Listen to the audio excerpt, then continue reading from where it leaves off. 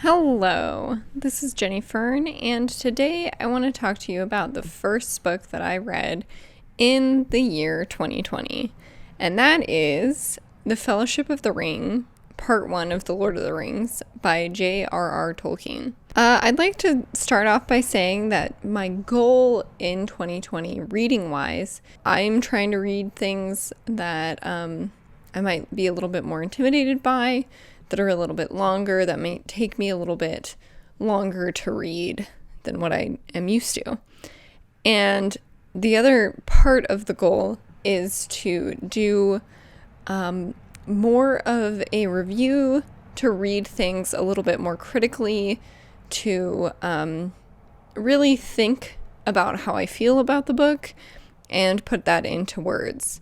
So as a part of that, I'm actually writing reviews on Goodreads for the very first time, and I'd like to do a video for books that I read this year. So now for my thoughts. So my edition of The Fellowship of the Ring has a prologue and a foreword. So the foreword wasn't so bad. And in the foreword, it's actually mentioned that his goal in writing this story was to have something that was basically, well, here's a quote, a really long story that would hold the attention of readers and then, entertain them and hopefully amuse them in some way. The prologue is actually very dry. It's very historical, and I was so afraid that the actual story was going to be that same note of dryness. Like, having read The Hobbit before, I was like, okay, I expect this is probably going to be a little bit more adult, maybe a little bit slower, maybe focus more on like war and strategy or something like that. But anyway, the foreword was incredibly, or no, not the foreword, the prologue was incredibly boring. And then I, started actually reading the meat of the story, and it was good. It was much better than the boringness of the prologue. So that was a great relief. So something that I was kind of going into this story with the perspective of also having just read The Hobbit last year, I was making kind of a choice to read it more like a D&D campaign rather than a novel. And this is partly because I'm not used to fantasy. I read like some fantasy adjacent stuff, like, I don't know, The Golden Compass or Sabriel, like that kind of stuff. But I don't usually read what you would call high fantasy. I'm not deep into that genre. So I knew this was going to be different for me. So I was like, well, I love listening to D&D podcasts. I like the idea of this, of the Lord of the Rings, like being what D&D is. So I decided to read it that way. And for the most part, it did kind of read like that. There were some moments where I was like, oh, like Frodo just failed like his Constitution saving roll and he put on the ring, like that kind of stuff. So, yeah, I really enjoyed reading it in that way. And it kind of made like the pacing and the flow of the story make more sense, thinking of it as that kind of exploration instead of a narrative. I have to say, I'm not a huge fan of the quantity of songs in this story, and there were a lot of names of people and places that I got kind of confused by, but it wasn't that distracting. It really wasn't that bad for how much, I typically wouldn't enjoy that much song. But I was reading it with an open mind, and so it wasn't so bad. And then I was actually quite surprised. So I was surprised by the character Tom Bombadil, because he's not in the movies, as far as I know, unless there's some weird reference to him. But he's like this guy who hangs out in the woods near the Shire, and he's like a steward of the forest there, or he's a master of the forest there. And so he kind of takes care of the land and has control over like the old willow tree that tries to capture the hobbits.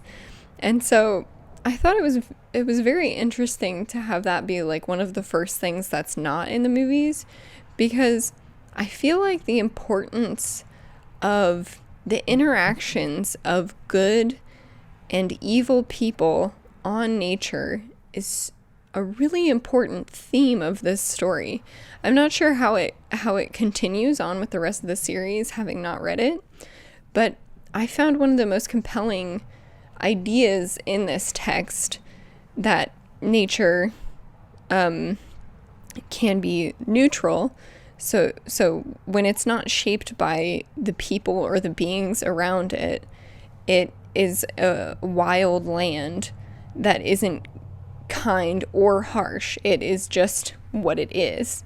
And then when shaped and nurtured and tended by beings such as Tom Bombadil and Galadriel, nature becomes this beautiful, nurturing, providing, just abundant place, especially with like, you know, the elves are very in tune with nature, and they kind of, you know, try to give a lot to it, and then they get these beautiful returns.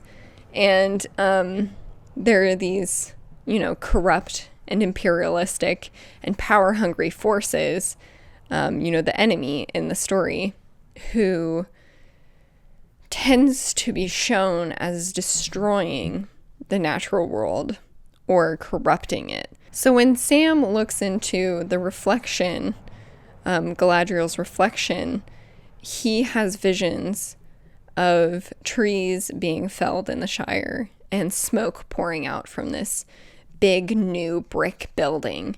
And he wants to go home and protect it because it's wrong and it's been, you know, corrupted by some dark force.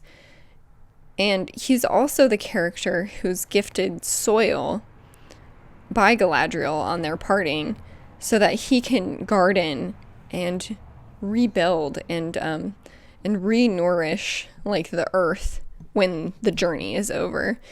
And so I think that's something that's kind of key that's missing in the movies, is just the strength of the relationship of these people with the land and the kind of rejection of nature of the enemy. So I thought that was really, really interesting.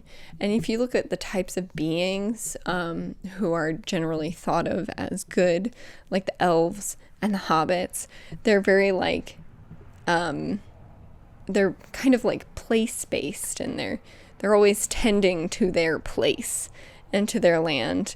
And for kind of like the more, I guess, gray or like morally gray types of characters, like there are some wandering characters, like Strider, for example.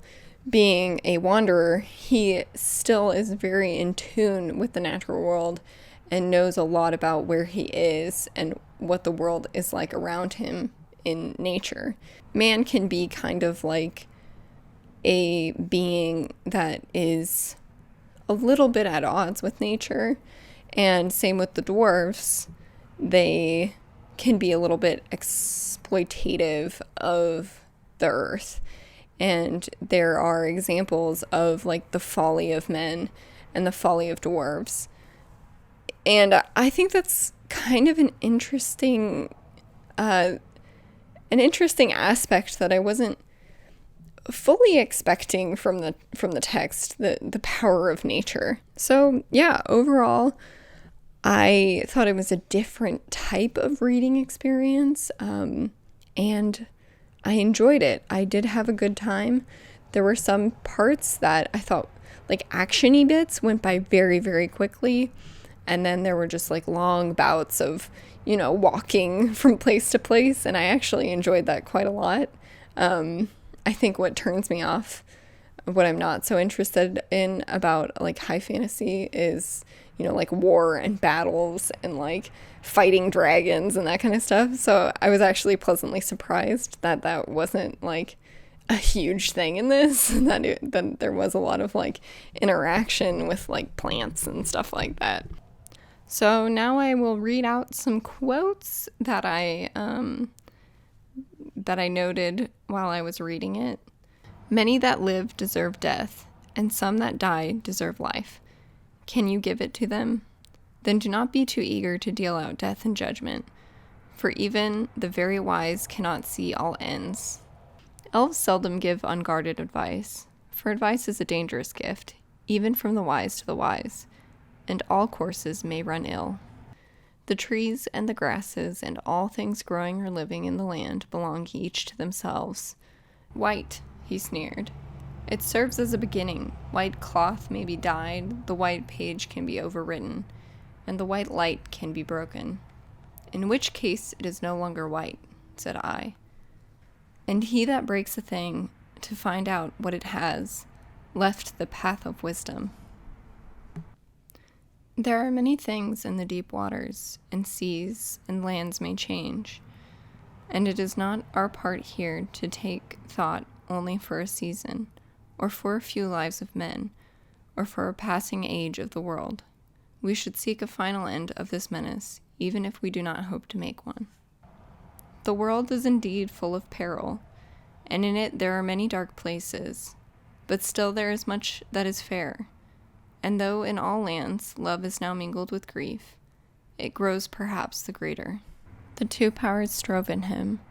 For a moment, perfectly balanced between their piercing points, he writhed, tormented.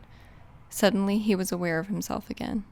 All right, so I hope you enjoyed my reflections on the first time I read The Fellowship of the Ring, and let me know your thoughts if you've read this before, what you think in the comments. And as always, thanks for watching.